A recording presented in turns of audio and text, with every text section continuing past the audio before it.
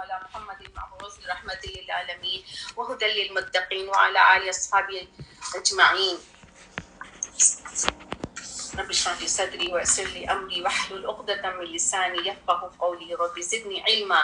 سیرہ جب ہم کرنے جا رہے ہیں، اس کو میں ان شارٹ آپ کو مکی دور کا پورا ہی گو کراؤں گی، اور پھر تھوڑا سا مدینہ کے بارے میں بتاؤں گی اور مدینہ کے تھوڑا سا ابتدائی حالات بتاؤں گی. اس کے بعد پھر ہم نیکسٹ ویک ان غزوات کے بارے میں مزید آگے بڑھتے چلے جائیں گے. تو سب سے پہلے تو میں یہ پوچھنا بھی چاہ رہی ہوں اور بتانا بھی چاہ رہی ہوں کہ سیرہ ہے کیا. کوئی کوئکلی آنسر کر سکتا ہے؟ سیرہ کو 4 ورڈز میں کوئی ایکسپلین کرے. ہاں نبیلہ. حضور صلی اللہ علیہ وسلم کی جو زندگی ہے اور ان کے جو عمل ہے اس کو سیرہ کہتے ہیں. انہوں نے کیا کیا ہے. صحیح، بالکل صحیح. ہاں بالکل صحیح. اگر ہم اس کو 4 ورڈ میں لیں تو قول، فعل، صفات، عادات. قول رسول اللہ صلی اللہ علیہ وسلم کی بات، ان کا کرنے والے جو انہوں نے جو کام کیا. فعل، صفات، ان کی ساری صفات، یعنی کہ آپ دیکھیں ام معبد نے کس طرح سے ان کی صفات بیان کی ہے. ٹھیک ہے. پھر ان کی عادات جو تھی وہ صحابہ کرام کے لیے ایک خزانے کی طرح تھی. وہ ایک ایک چیز کو ایسے لیتے تھے کہ رسول اللہ صلی اللہ علیہ وسلم نے بٹن کھولا تو ان کی طرح بٹن کھولنا شروع کر دیا. تو یہ ایک عادات، یعنی یہ 4 چیز اس میں مست ہے. ٹھیک ہے. سیرہ میں، اور سیرہ کا مقصد کیا ہے کہ یہ جو کیا ہے سیرت ایک سنت ہے، طریقہ ہے. ٹھیک ہے. طریقہ کیا ہے کہ اس طریقے کو جانے جو رسول اللہ صلی اللہ علیہ وسلم کا تھا. تو سنت ہے نا، تو 2 چیزیں احسن العمل میں آ گیا نا، ایک اخلاص ہے اور دوسرا سنت ہے. تو سنت ہمیں کیسے ملے گی؟ جب آپ پورا طریقے سے ان کی لائف کا ہسٹری پوری پڑھیں گے، کس طرح سے انہوں نے زندگی گزارا، کیسے ان کے معاملات تھے، کیسے ان کے افعال تھے، کیسے ان کی باتیں تھیں، تو تبھی آپ جائیں گے نا. تو آپ اس کے اوپر ایک تائید، ایک آیت آتی ہے، لقد کان لکم فی رسول اللہ اسوۃ حسنہ. یہ کس میں؟ سورہ الاحزاب میں ہے یہ، کہ تمہارے لیے تو رسول کا جو طریقہ ہے وہ اسوہ حسنہ ہے. یعنی اگر اس پہ چلو گے تو اس پہ چل کر جنت ملے گی، اس پہ چل کر اللہ کی محبت ملے گی. ایک اور جگہ اللہ تعالیٰ کہتے ہیں قل ان کنتم تحبون اللہ فاتبعونی، کہہ دیجئے اگر تم چاہتے ہو کہ اللہ تم سے محبت کرے، فاتبعونی، میری پیروی کرو. میری رسول اللہ صلی اللہ علیہ وسلم سے کہہ رہے ہیں، رسول اللہ صلی اللہ علیہ وسلم کہہ رہے ہیں کہ میری پیروی کرو. کیوں میری پیروی کرو؟ کیونکہ اللہ کی محبت ملے گی. جب اللہ کی محبت ملے گی تو ایمان کی تکمیل ہو جائے گی، اور ایمان کی تکمیل آپ کی جنت کی ایک بشارت ہے. ایمان کی تکمیل آپ کو خود آپ کو دنیا میں جنت ملے گی. دنیا میں جنت کیا ہے کہ آپ کا دل مطمئن ہوگا. ہر حالات ہو، کیسے ہی حالات ہو، آپ کا دل بے چین نہیں ہوگا. آپ کے دل میں ایک اطمینان ہوگا. یہ آپ کو دنیا میں جنت ملتی ہے کہ انسان جو ہے وہ سرا میں اور درا میں، سرا میں یعنی کہ خوشی میں وہ شکر ادا کرتا ہے، اور درا میں وہ صبر کرتا ہے. لیکن شکر جو ہے وہ درا میں بھی ہوتا ہے، اور شکر جو ہے سرا میں بھی اور درا میں، دونوں انٹر لنکڈ ہے. یعنی کہ شکر، آپ کتنی تکلیف ہے آپ اس پہ بھی شکر ادا کریں گے، کہیں گے الحمدللہ علی کل حال، الحمدللہ. یہ رسول اللہ صلی اللہ علیہ وسلم کہتے تھے. اور تکلیف ہے اس میں بھی صبر، اور خوشی میں بھی صبر. خوشی میں صبر کیا ہے کہ آپ کے ایموشنز آپ کے ہاتھ سے باہر نہ نکلیں، آپ اوور ایکسائٹیڈ ہو کے کوئی ایسی حرکت کر جائیں. تو وہ سب چیزیں، صبر کا مطلب کنٹرول یور ایموشنز. آپ اس پہ جم جاؤ، یعنی کہ اپنے آپ کو جما دو، جس سے بیٹھ جاؤ جیسے. ٹھیک ہے. اب رسول اللہ صلی اللہ علیہ وسلم کا ہم تھوڑا سا یہ لیتے ہیں کہ عرب میں جیسے عرب کا اگر ہم دیکھیں تو عرب کے 2 قسم تھے. ایک بعیدہ عرب تھے جو بیسڈ تھے، اور ایک عربہ عرب تھے جو باہر سے آئے ہوئے تھے. باہر سے آئے ہوئے تھے قوم عاد اور سمود، یہ سارے آ کے اس میں بسے، یعنی اس میں تھے، اس عرب والی یعنی پینسولا میں وہیں پہ تھے. اور باہر سے آنے والے کون تھے؟ اسماعیل علیہ السلام، جو کہ ابراہیم علیہ السلام کے بیٹے، اور ابراہیم علیہ السلام عراق سے تھے، اور عراق کے شہر اور میں پیدا ہوئے تھے، اور وہیں پہ ان کو جلایا گیا تھا. پھر وہاں سے وہ ہجرت کر کے نکلے. وہ جو ہجرت کر کے نکلے تو اس دوران ان کے ساتھ حضرت سارہ رضی اللہ تعالیٰ عنہ تھی. پھر وہ ایک جگہ گئے تو وہاں فلسطین میں، وہاں پہ ان کی حضرت حاجرہ سے یعنی ان کا ہوا، پھر نکاح ہوا، پھر وہ اس سے اسماعیل علیہ السلام پیدا ہوئے. پھر اسماعیل علیہ السلام سے ساری پورا شجرا ہے. ٹھیک ہے. اب اگر ہم نبی صلی اللہ علیہ وسلم کے شجرے تک جائیں تو نبی صلی اللہ علیہ وسلم تک ہم پہنچیں گے. تو اس کے بعد ہم دیکھیں گے کہ نبی صلی اللہ علیہ وسلم کے کب پیدا ہوئی تھی. عام فیل میں پیدا ہوئی تھی. عام فیل کیا تھا؟ اس سال جس سال ابراہا لے کے نکلا تھا اور خانہ کعبہ کو ڈھانے کے لیے. عبد المطلب اس وقت تھے، ایک جلیل القدر یعنی کہ سردار تھے وہ. تو حضرت رسول اللہ صلی اللہ علیہ وسلم اس سال پیدا ہوئے. رسول اللہ صلی اللہ علیہ وسلم کا صرف ہم تھوڑا انہی کے ریلیٹڈ بات دیکھ لیں گے. باقی چیزوں کو ہم اچھے سے پڑھ چکے ہیں تو ان شارٹ ہم دیکھتے ہیں ان کی زندگی میں رول کیا تھا، کن کن لوگوں کا رول تھا. سب سے پہلے تو ان کی والدہ آمنہ رضی اللہ تعالیٰ عنہ، آمنہ بی بی، پھر دائی حلیمہ، پھر جو صہیبہ کون تھی؟ یہ تھی غلام تھی کس کی؟ ابو جہل کی تھی. جب ابو جہل اس خوشی میں اس نے انگلی سے اشارہ کیا تھا اور آزاد کر دیا تھا. ٹھیک ہے. اب اس کے بعد دادا عبد المطلب، چچا ابو طالب کے بارے میں ہم نے بہت پڑھا ہے کہ وہ کس طرح سے انہوں نے سپورٹ کیا، پروٹیکٹ کیا. بٹ وہ اسلام نہیں لائے تھے، لیکن وہ جہنم کے کارنر میں جہاں کم سے کم ان کو سزا دی جا رہی. یہ رسول اللہ صلی اللہ علیہ وسلم کی طرف سے اللہ عالم. ایمن نے پھر آمنہ بی بی رضی اللہ تعالیٰ عنہ کے آمنہ بی بی علیہ السلام کے بعد حضرت ایمن نے ان کا پالا رسول اللہ صلی اللہ علیہ وسلم کو. اور اس کے بعد جب دائی حلیمہ کے پاس تھے رسول اللہ صلی اللہ علیہ وسلم تو ان کے سینہ چاک ہونے کا واقعہ ہوا تھا. پھر وہ واپس آ گئے تھے. پھر ان کے آمنہ بی بی کا انتقال ہوا، ایمن نے لیا، پھر دادا نے پالا، پھر دادا کا انتقال ہوا، چچا نے پالا، پھر تھوڑے سے بڑے ہوئے، صادق امین کہلائے. صادق امین کہلاتے رہے اتنے عرصے تک. پھر ان کے اوپر جب وحی آنا شروع ہوا، وہیں پہ سارا ان کا شروع ہو گیا مخالفت. تو وحی کیسے آئی؟ پہلی وحی آئی نبوت کے لیے، دوسری وحی آئی اس رسالت کے لیے. پہلی وحی آئی تھی سورہ علق کے طور پہ جب رسول اللہ صلی اللہ علیہ وسلم کو کچھ پڑھنا ہی نہیں آتا تھا. تو یہ نشانی کیا تھی کہ یہ اللہ کی طرف سے آئے ہوئے کلام ہے. کوئی اگر نہیں ہوتے وہ امی تو پھر یہ جو کلیم کرتے تھے وہ لوگ، تو یہ شاید وہ لوگ اس میں شاید تھوڑا سا ان کو اس میں چلا جاتا ان کی طرف، لیکن نہیں تھے وہ. تو جب ان کو جبرائیل علیہ السلام نے 3 دفعہ دبوچ کے ان کو کہا تھا کہ اقرا بسم اقرا، کیوں کہا تھا؟ کیونکہ انہوں نے صاف انکار کر دیا تھا. وہ ڈر گئے تھے. ان کا تھا مجھے تو آتا ہی نہیں ہے پڑھنا. جو اگر کسی کو نہیں آتا ہو کچھ پڑھنا تو اس کے اوپر اور زیادہ دبوچ کے اس کو کہنا چاہیے آپ نے پڑھنا ہے. تب جا کے وہ جو ہے نا اس کے اندر پھر وہ ہل جائے کہ اچھا مجھے پڑھنا ہے، اچھا میں پڑھ کے دکھا. تو یہ رسول اللہ صلی اللہ علیہ وسلم کے سامنے کی ہم نے پورا یہ دیکھ لیا کہ جبرائیل علیہ السلام نے ان کو پوری طرح دبوچ کے کہا اس ربک الذی خلق، اس رب کے نام سے پڑھو. ٹھیک ہے. اس کے بعد پھر دوسری آیت ہے. اس کے بعد تو وہ ڈر گئے، سو گئے، ان کو سونے دیا اللہ تعالیٰ نے. بعض اوقات ایسے ہی ہوتا ہے نا کہ آپ تھوڑے سے ریلیکس ہو جاتے ہیں، لیکن آپ کو دوسری دفعہ جب کوئی ایسی چیز آئے تو آپ کہتے ہیں نہیں، now this is the time I have to stand up. تو رسول اللہ صلی اللہ علیہ وسلم کو اللہ تعالیٰ نے کہہ دیا کیا؟ اے کمبل میں لپیٹ کر لیٹنے والے، یا ایھا المدثر قم، کھڑے ہو جاؤ، فانذر، ڈراؤ، وربک فکبر، رب کی بڑائی بیان کرو، وربک فکبر وثیابک فطہر والرجز فہجر ولا تمنن تستکثر ولربک فاصبر. کہہ دیا اللہ تعالیٰ نے کہ کھڑے ہو جاؤ، ڈراؤ، تمہارا کام شروع، اپنے سارے غلط خیالات کو چھوڑو، پھینکو، اپنے کپڑوں کو پاک کرو. یعنی کہ دائی کا پورا ایک نقشہ کھینچ دیا کیسے دائی کو ہونا چاہیے. کسی سے کوئی اجر لینے کے لیے نہیں، صبر کرے، بہت ساری باتیں آئیں گی، بتا دیا پہلے سے، ابھی تمہارے پر بہت ساری مشکلات آئیں گی، صبر کرنا ہے. تو پھر انہوں نے پہلے تو حضرت خدیجہ رضی اللہ تعالیٰ عنہ وہیں پہ تھیں، وہ اسلام لے آئیں. پھر حضرت ابوبکر صدیق کو رسول اللہ صلی اللہ علیہ وسلم نے بتایا، انہوں نے فوراً سے اسلام لے آئے. پھر زید بن حارث، حضرت علی رضی اللہ تعالیٰ عنہ، یہ 4 تھے. حضرت ابوبکر صدیق کا رول بہترین رول رہا ہے تھرو آؤٹ. یعنی کہ آپ دیکھیں کہ امیر ترین تھے، پوری طرح سپورٹ کیا. جیسے پتہ چلا انہوں نے فوراً کے فوراً جا کر اسی وقت انہوں نے جو صحابہ کرام تھے، حضرت عبد الرحمن بن عوف، عثمان بن عفان، طلحہ، حضرت طلحہ، سعد بن وقاص، سب کو جا کے کہا اور یہ سب اسی وقت آ گئے رسول اللہ صلی اللہ علیہ وسلم کے پاس اور اسلام قبول کیا. اس کے بعد یہ السابقون الاولون کہلائے. اور بھی مسلمان ہوئے 130، یہ السابقون الاولون جو بالکل سٹارٹ میں مسلمان ہوئے.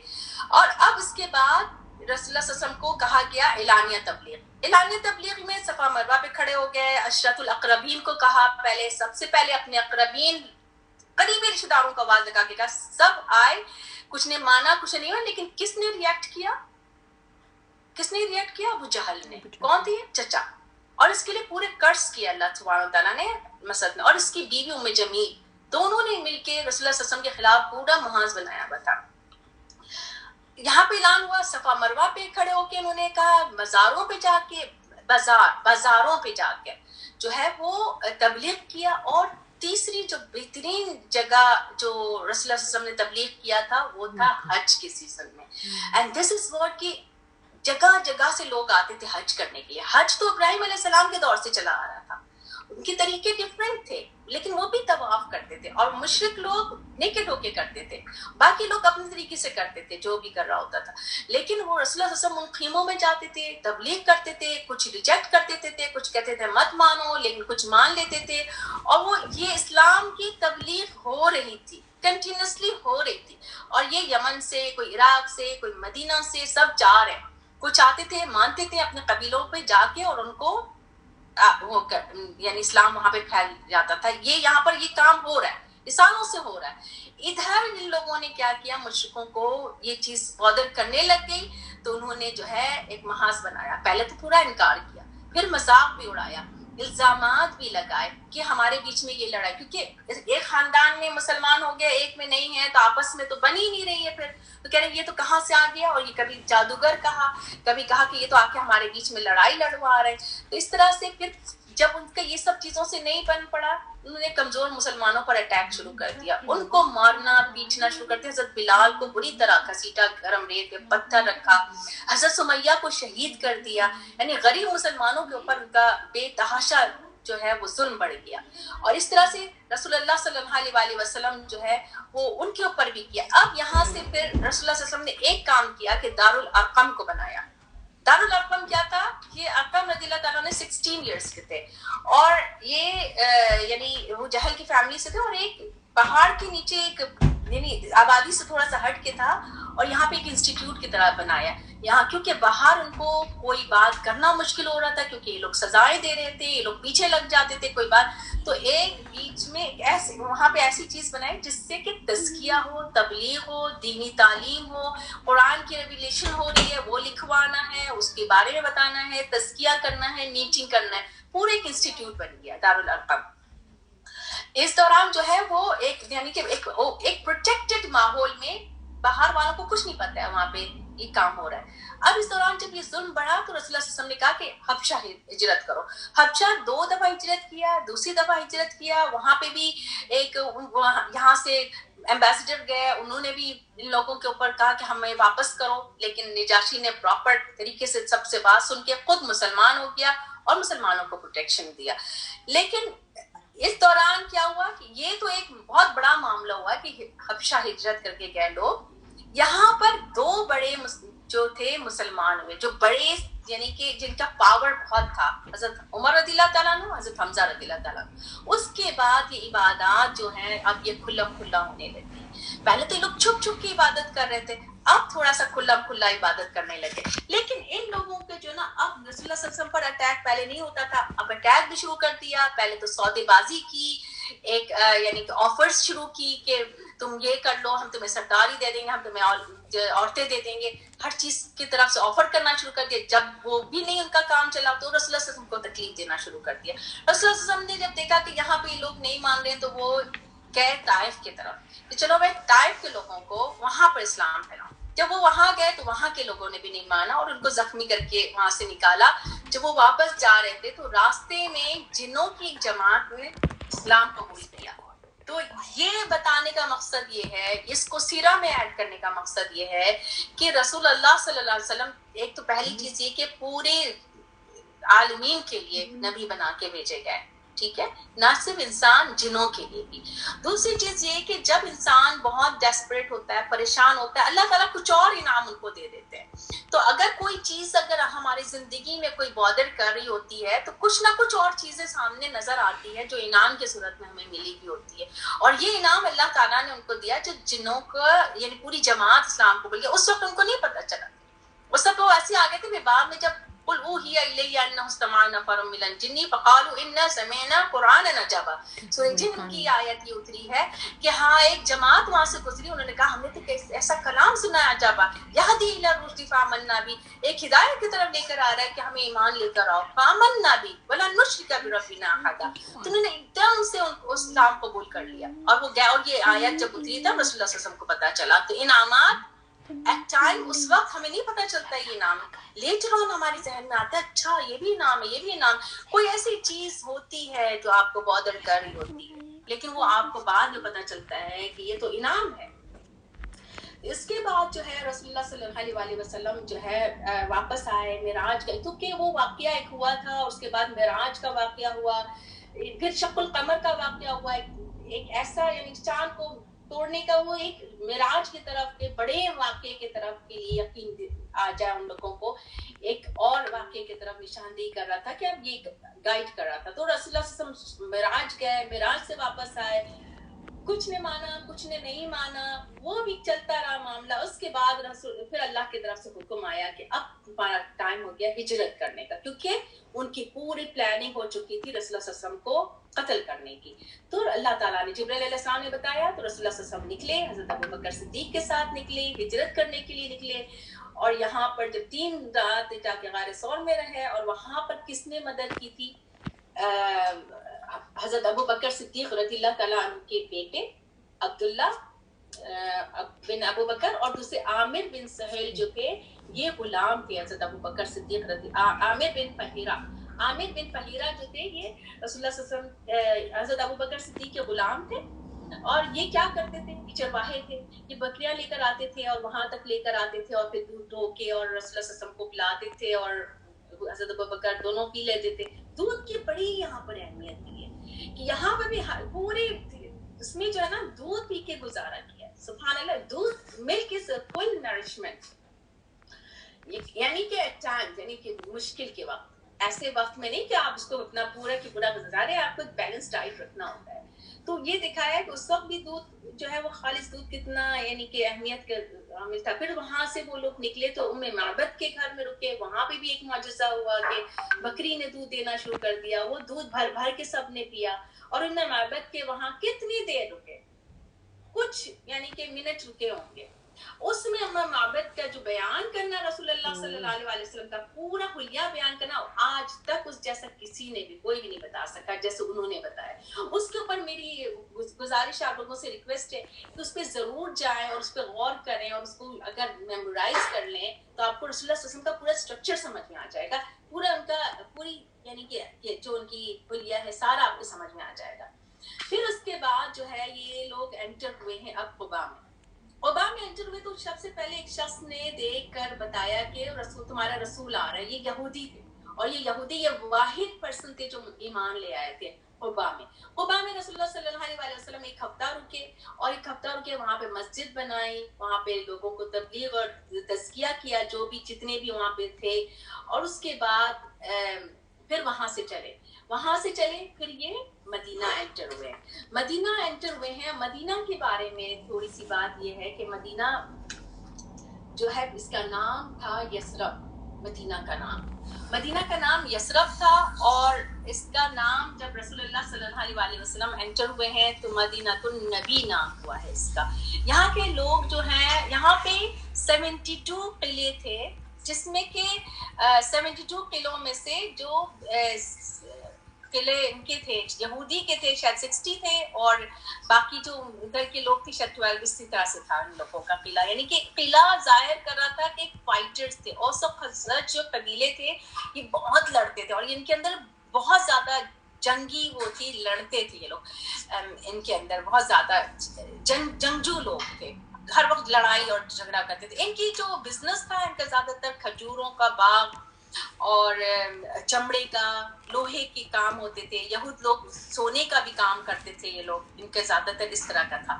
یہاں پر جب رسول اللہ صلی اللہ علیہ وسلم پہنچے تو لوگوں کے بیچ میں عہد و پیمان کرایا, جو ہم آخر میں دیکھیں گے, بہت سارے پوائنٹس ہیں. وہ اور یہودیوں کے بیچ میں بھی احمد و پیمان کرایا تھا. پھر مدینہ میں رسول اللہ صلی اللہ علیہ وسلم جب آئے تھے تو جب آپ آئے تو سب چاہتے تھے کہ نبی صلی اللہ علیہ وسلم ان کے گھر میں رکے, لیکن نبی صلی اللہ علیہ وسلم نے کہا کہ میری اونٹنی جہاں جا کے رکے گی وہی میرا ٹھکانہ ہوگا. لیکن اونٹنی جا کے ایک جگہ بیٹھی, وہ زمین تھی خالی, وہ زمین خالی تھی, ایک دم جٹل میدان تھے. لیکن وہ پوچھا گیا کہ زمین کس کی ہے, تو پتا چلا کہ یہ 2 کمسن لڑکے ہیں سہل اور سہیل کے نام سے, اور یہ ان کی زمین ہے, یتیم بچے آرفنس ہیں. تو رسول اللہ صلی اللہ علیہ وسلم نے کہا کہ ہدیہ دینا چاہا, لوگوں نے کہا کہ نہیں, اس کے میں پورے 7 دینار سونے کے سکے ہوتے ہیں, درہم چاندی کے, 7 دینار کہا کہ مجھے 7 دینار دے کے وہ زمین کو خریدی گئی, اور اس میں جو ہے نا مسجد نبوی تعمیر کا کام شروع کیا. 7 months حضرت ابو ایوب انصاری کے گھر رسول اللہ صلی اللہ علیہ وسلم رکے رہے وہاں پر. اس دوران رسول اللہ صلی اللہ علیہ وسلم نے حضرت زید بن حارث کو 2 اونٹ دے کر کہا کہ میرے پیچھے جو مکہ میں جو فیملی رہ گئی ہے ان کو لے کر آؤ. مکہ میں جو فیملی کون رہ گئی تھی, حضرت سودا رضی اللہ تعالیٰ عنہا رہ گئی تھی, اور 4 بیٹیاں رہ گئی تھیں. ان 4 بیٹیاں جو ہیں وہ ان میں سے 3 بیٹیاں آئی تھیں. حضرت زینب رضی اللہ تعالیٰ عنہ اس وقت نہیں آئی تھی, وہ تھوڑے عرصے کے بعد آئی تھی. اس دوران ان لوگوں کے حجرات بننا شروع ہوئے. تو 2 حجرات جو صرف حجرات کے نام سے اپارٹمنٹس کی طرح بنے, مسجد نبوی سے اٹیچڈ اپارٹمنٹس بنائے دیے گئے تھے, چھوٹے چھوٹے جیسے کہ پلیسز بنا دیے گئے, ان کے اوپر کھجوروں کی چھالیں وہ ڈال کے, اس کی چھت ڈال کے, اور اتنا ہوتا تھا کہ کھڑے ہوتے تھے تو سر جا کے اس پہ ٹکرائے, اتنا ہی اونچا ہوتا تھا. وہ اس طرح سے کور کر کے وہ حجرات بنائے. تو وہ حجرات ایسے ہوتے تھے نا کہ آوازیں آرام سے باہر جا رہی ہوتی تھی, اتنا ہوتا. تو تلاوت کریں, عبادت کریں یا کوئی بات کریں, سب بات جاتی تھی باہر. تو یہ حجرات بنے. اب یہاں سے اور جو لوگ تھے وہاں پہ جو غریب, جن اصحاب الصفہ کے بارے میں آپ ضرور معلوم کریں اور پڑھیں. اصحاب الصفہ کا پورا ایک جو پلیس ہے نا, یعنی حجرات کے علاوہ جو پیچھے سے پورا ایک کور کر کے 3 کونا, اور وہاں پہ وہ جگہ صرف ایک ہاسٹل کی طرح, رہنے کی طرح وہاں پہ ان لوگوں کے لیے تھا کہ یہ لوگ 90 لوگ تھے. یہ لوگ وہاں پر اٹھیں بیٹھیں کھائیں پیئیں لیٹیں, سب ان کا وہیں تھا. کھانے کے لیے ان کے پاس کچھ نہیں تھا. یہ اصحاب صفا کا حال یہ تھا کہ غریب صحابی, اس میں حضرت ابو ہریرہ بھی تھے انہی میں سے, حضرت ابو ہریرہ رضی اللہ تعالیٰ عنہ, کہ ان کے پاس ایک پیس ایسا کپڑے کا ہوتا تھا کہ لپیٹتے تھے تو پیر نیچے سے, یعنی کہ صرف سطر چھپ جائے, اتنا ان کے پاس کپڑا ہوتا تھا. اور کھانے کے لیے کچھ نہیں ہوتا تھا. یہ لوگ جنگل جاتے تھے, لکڑیاں کاٹ کے اس کو بیچ کے کچھ کھاتے تھے, کچھ کھجور مل جائے, اس طرح سے یہ لوگوں کا کھانے پینے کا ہوتا تھا. رسول اللہ صلی اللہ علیہ وسلم نے چبوترا بنایا. یہ چبوترا بنا ہے اصحاب صفا کے لیے, اور حجرات بنی مسجد نبوی میں جو کہ ہماری امہات کے لیے تھی. 2 اس وقت حضرت سودا رضی اللہ تعالیٰ عنہ اور حضرت عائشہ رضی اللہ تعالیٰ عنہ کا اس وقت صرف نکاح ہوا تھا, لیکن کچھ عرصے کے بعد آپ کی جو ہے شوال 1 ہجری میں عائشہ رضی اللہ تعالیٰ عنہ کی رخصتی بھی ہو گئی تھی. اب مسلمانوں کو نماز کا مسئلہ ہوا کہ نماز کیسے 5 وقت کی نماز پڑھنی ہے, لیکن اذان کیسے ہوگی, یعنی کہ ٹائم پہ کیسے پابندی کی جائے. تو پھر ایک صحابی تھے عبداللہ بن زید, تو انہوں نے خواب میں دیکھا, پورے ورڈز انہوں نے سنے. تو رسول اللہ صلی اللہ علیہ وسلم نے اس کو تائید کی اور کہا کہ تم ان ورڈز کو حضرت بلال کو سکھاؤ. تو حضرت بلال رضی اللہ تعالیٰ عنہ نے پوری کی پوری آواز لگا کے اذان دینی شروع کی, کہ ان کی آواز بہت تیز تھی, بہت سریلی تھی. انہوں نے اذان دینا شروع کیا تو حضرت عمر بھاگے ہوئے چلے آئے اپنے تبین کو گھسیٹتے ہوئے, اور آ کے رسول اللہ صلی اللہ علیہ وسلم سے کہا کہ میں نے تو بالکل ایسی خواب دیکھا. تو یعنی ایک تائید ہو گئی اس کے اوپر. اور رسول اللہ صلی اللہ علیہ وسلم نے جب ایک خواب کو اپروو کیا تو وہ شریعت کا حصہ تو بن نہیں تھا. پھر قرآن میں بھی اس کی تائید آئی, وَإِذَا نُودِيَ لِلصَّلَاةِ فَاسْعَوْا إِلَى الصَّلَاةِ وَإِذَا نُودِيَ لِلصَّلَاةِ مِن يَوْمِ الْجُمْعَةِ فَاسْعَوْا إِلَى ذِكْرِ اللَّهِ. جمعے کے دن جب تمہیں پکارا جائے, صرف جمعے کا نام لیا لیکن ایکچولی بات ہے اذان کی. تو اذان کی تائید ہماری قرآن سے بھی آتا ہے اور رسول اللہ صلی اللہ علیہ وسلم سے بھی ہوتا ہے. اس کے بعد رسول اللہ صلی اللہ علیہ وسلم نے بہت اہم کام کی, مہاجر اور انصار کو بھائی بھائی بنایا. جو انصار کون تھے, مددگار. انصار کون تھے, اللہ کے مددگار, رسول اللہ صلی اللہ علیہ وسلم کے مددگار. ان کے لیے اللہ تعالیٰ نے اسپیشل آیت اتاری تھی, والذین تبوأوا الدار والایمان من قبلهم يحبون من هاجر الیہم. وہ لوگ جنہوں نے ٹھکانہ دیا, یعنی بسایا اپنے آپ کو ایمان کے ساتھ, من قبلهم, کس سے, ان سے پہلے. کس سے پہلے, جو ہجرت کر کر آ رہے ہیں. اب ان سے کیا کرتے ہیں؟ یحبون من ہاجر الیہ، وہ محبت کرتے ہیں جو ہجرت کر کے آتے ہیں ان کی طرف. ولا یجدون فی صدورہم حاجہ، وہ اپنے دلوں میں کوئی ایسی ضرورت مندی نہیں رکھتے ہیں، یعنی کہ اپنی جو چیزیں ہوتی ہیں وہ ان کو دیتے ہیں. وہ اوتو مما اوتو، جو وہ دیے گئے ہیں اس کے لیے خود ضرورت مند نہیں بنتے ہیں بلکہ ان کو دے دیتے ہیں. وہ یوسرون علی انفسہم، وہ ترجیح دیتے ہیں اپنے اوپر ان کو. یوسر کہتے ہیں ترجیح دینا، علی انفسہم اپنے نفسوں پر ان کو ترجیح دیتے ہیں. کن کو؟ جو مہاجر ہیں. ولو کان بہم خصاصہ، اگرچہ کہ وہ خصاصہ میں یعنی غربت میں ہے، اگرچہ کہ وہ پور ہے، اس کے باوجود وہ ان کو جو ہے نا پرائرٹی دیتے ہیں. کس کو؟ مہاجر. تو انصار کے لیے اللہ تعالیٰ نے بڑا وہ بتایا ہے، ان کے بڑے اجر ہیں کیونکہ انہوں نے مہاجروں کو پراپر طریقے سے رکھا تھا اپنے پاس. ہر انصاری نے ہر مہاجر کو اپنے بہت اچھے سے رکھا تھا. ایک جو ذکر اس میں یہاں پہ ایک قابل قدر ذکر حضرت سعد بن رمی ہیں، جنہوں نے عبد الرحمن بن عوف کو جو ہے وہ اپنے یعنی ان کے بھائی تھے، مہاجر بھائی تھے، تو ان کو جو ہے انہوں نے کہا کہ تم میرا مال آدھا لے لو، میں اپنی ایک بیوی کو طلاق دے دیتا ہوں، تم میری بیوی سے شادی کر لو. تو اتنی بڑی بات ہے. لیکن عبد الرحمن بن عوف نے کہا کہ نہیں، آپ کو آپ کی چیزیں مبارک ہو، مجھے بازار بتا دیں، میں بازار میں قینقاع کے بازار کا بتایا گیا، وہ وہاں جا کے اپنے جو بھی ان کے پاس چیزیں تھیں. عبد الرحمن بن عوف بہت امیر تھے اور پھر اپنی بزنس سے بعد میں انہوں نے اسٹیبلش یہاں پہ بھی ہو گئے تھے، مدینہ میں بھی ہو گئے تھے. اور اس طرح سے لوگوں کے اندر بھائی چارہ ہو گیا تھا کہ اپنی وراثت تک انہوں نے انہیریٹنس تک ایک دوسرے کو دے دیا تھا، جو کہ بعد میں قرآن میں اس کی تردید یعنی کیا گیا کہ تم صرف اور صرف جو تمہاری وراثت میں جو ہیں وہ تمہارے اپنے سگے ہوں گے، یعنی اسینڈنگ اور ڈسینڈنگ لوگ جو ہیں وہ ہوں گے، اس کے علاوہ کوئی نہیں ہو سکتا ہے. تو لیکن تم اپنے طرف سے جو بھی خوشی سے کسی کو دے دو. تو یہ جو تھا یہ ہم نے پڑھا کہ نبی صلی اللہ علیہ وسلم کا مسلمانوں کا آپس میں بھی عہد و پیمان کرایا، اس طرح سے یہودیوں کے بیچ میں بھی عہد و پیمان کرایا. اس طرح سے یہ جو کیا ہوا، اس طریقے سے یثرب کے سارے باشندے مسلمان، مشرک اور یہود ایک ہی وحدت، ایک ہی یعنی کہ لڑی میں پرو دیے گئے، یعنی کہ ایک جگہ پورے رہ رہے تھے. اور اس کو کون لیڈ کر رہا تھا؟ رسول اللہ صلی اللہ علیہ وسلم لیڈ کر رہے تھے. سارے لوگ ایک حکومت پوری طریقے سے قائم ہو چکی تھی، جس میں مسلمانوں کا کلمہ نافذ تھا، جس کے سربراہ رسول اللہ صلی اللہ علیہ وسلم تھے. اس کے ساتھ ہی رسول اللہ صلی اللہ علیہ وسلم دعوت اللہ کے کام میں سرگرم ہو گئے. تو آپ صلی اللہ علیہ وسلم اور غیر مسلموں کے مجالس میں تشریف لے جاتے، ان کے سامنے اللہ کا کلام کی آیات کی تلاوت فرماتے اور اللہ کی طرف لاتے، اور جو ایمان لاتا اس کا تزکیہ فرماتے اور اسی کتاب اور حکمت سکھاتے. تو یہ ہے ہمارا مکی دور، اور ان شارٹ مدینہ کا تھوڑا سا کور کر لیا ہم نے. اب انشاءاللہ تعالی غزوات اور سرایا کا جو ہے نا ہم اس کے بارے میں پڑھیں گے. سبحانک اللہم و بحمدک، نشہد ان لا الہ الا انت، نستغفرک و نتوب الیک. ربنا تقبل منا انک انت السمیع العلیم وتب علینا انک انت التواب الرحیم. ربنا اغفر لی ولوالدی وللمؤمنین یوم یقوم الحساب. اللهم انی اسألک الہدی والتقی والعفاف والغنی. ربنا آتنا من لدنک رحمة وهيئ لنا من امرنا رشدا. ربنا لا تزغ قلوبنا بعد إذ هديتنا وهب لنا من لدنك رحمة إنك أنت الوهاب. ربنا هب لنا من أزواجنا وذرياتنا قرة أعين واجعلنا للمتقين إماما. ربنا آتنا في الدنيا حسنة وفي الآخرة حسنة وقنا عذاب النار. آمين. اذهب البأس رب الناس واشفي أنت شافي لا شفاء إلا شفاؤك شفاء لا يغادر سقما. جو سکھ ہیں یا رب ان کو اللہ تعالیٰ شفا کاملہ عطا کر دیں.